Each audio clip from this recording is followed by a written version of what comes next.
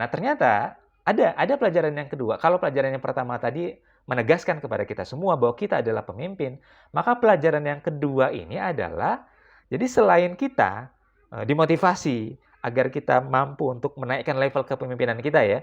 Jadi kalau kita misalnya awalnya di level 1, maka kita harus naik kelas nih jadi level 2. Tapi kalau kita di level 2, maka kita harus berusaha jadi level 3. Kemampuan ya, bukan posisi. Kalau kemampuan kita di level 3, kita harus berusaha agar kita bisa mencapai level keempat, dan begitu seterusnya.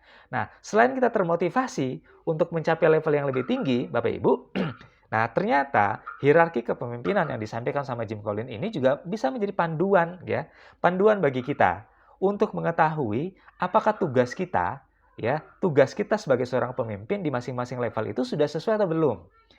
Ya, sudah sesuai atau belum? Sudah sempurna atau belum? Sudah ideal atau belum? Sudah bagus atau tidak begitu? Ya misalnya begini, kita di level yang kedua ya, kita ini sebenarnya adalah pemimpin di level yang kedua yaitu contributing team member. Jadi orang yang berada di kepemimpinan level 2 namanya adalah contributing team member kalau berdasarkan hierarki kepemimpinan ini. Nah, pertanyaannya, apakah kita sudah sesuai belum begitu?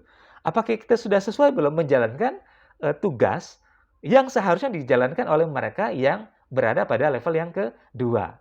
Nah, ini yang kedua yang bisa kita ambil pelajarannya, yaitu bisa kita jadikan untuk merefleksikan diri kita. Apakah kita sudah sesuai belum, sudah sempurna belum, atau sudah cocok belum, sudah tepat belum apa yang kita lakukan, sesuai dengan level kepemimpinan kita masing-masing. Nah, tentu sebelumnya itu kan kita harus melakukan evaluasi dulu ya, refleksi dulu gitu. Kita itu berada di level yang mana? 1, 2, 3, 4, atau 5 ya. Nah, kalau kita misalnya diamanahkan ya, diberikan tanggung jawab untuk menjadi pemimpin di level yang ketiga, pertanyaannya kita sudah jadi manajer yang kompeten belum? Nah, kalau ternyata belum, nah ini jadi panduannya. Apa sih yang harus kita lakukan? Ya, kalau kita pemimpin level 3 ya, apa yang harus kita lakukan sebagai seorang pemimpin? Nah, titik tekannya di sini Bapak Ibu. Nah, sekarang